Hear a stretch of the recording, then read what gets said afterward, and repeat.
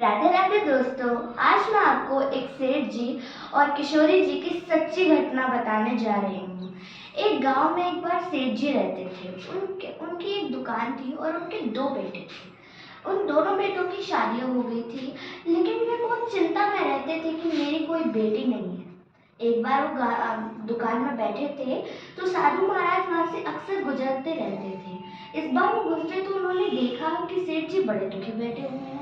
वो अंदर गए इस दुकान में और पूछा कि सेठ जी, आप दुखी क्यों बैठे हुए हो? तो सेठ जी का जवाब था कि मेरे पास कोई भी बेटी नहीं है और मैं तो ये सोचता हूँ कि अगर मेरे पास कोई बेटी होती तो मेरे भी आंगन में कितनी खुशियाँ होती और मेरे घर का क्या माहौल होता।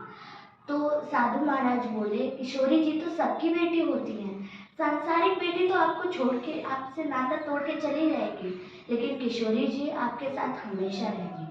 तो तब से सेठ जी ने एक मूर्ति अपने घर में स्थापित की, अपने कमरे में, और वो उसकी हमेशा सेवा करते रहते थे। उसे अपनी बेटी जैसा मानते थे। उस दिन क्या हुआ करता था, उन दिनों में क्या हुआ करता था कि एक मनिहारिन आती थी उस गांव में चूड़ी पहनाने तीज त्योहार पर। सबके घर हो गए थे, एक बचा था सेठ जी का घर। जब वो सेठ जी के घर में गई तो उनकी एक छोटी बहू आई पहले। उसे मनिहारिन ने चूड़ी पहनाई, फिर बड़ी बहू आई, उसे चूड़ी पहनाई, फिर एक छोटी सी बड़ी प्यारी सी बहुत सुंदर कन्या आई। तो थोड़ी देर तो मनिहारिन सोच में पड़ गई कि ये कौन है। सेठ जी के घर में तो सिर्फ दो बहुएं हैं। तो उसने सोचा कि अरे हाँ, कोई रिश्तेदार आया होगा, उसकी बेटी होगी। तो फिर उसने चूड़ी पहनाई और वो सेठ जी की दुकान पर चल दी। जब उसने उसने पैसे बताए तो सेठ जी बोले कि झूठ बोल के क्यों पैसे ले रही है, पैसे लेने हैं तो ऐसे ही ले ले। तो वो बोली कि इस बार तो 3 लोगों को पैसे पहनाए हैं, एक छोटी सी कन्या भी तो थी वहां पे।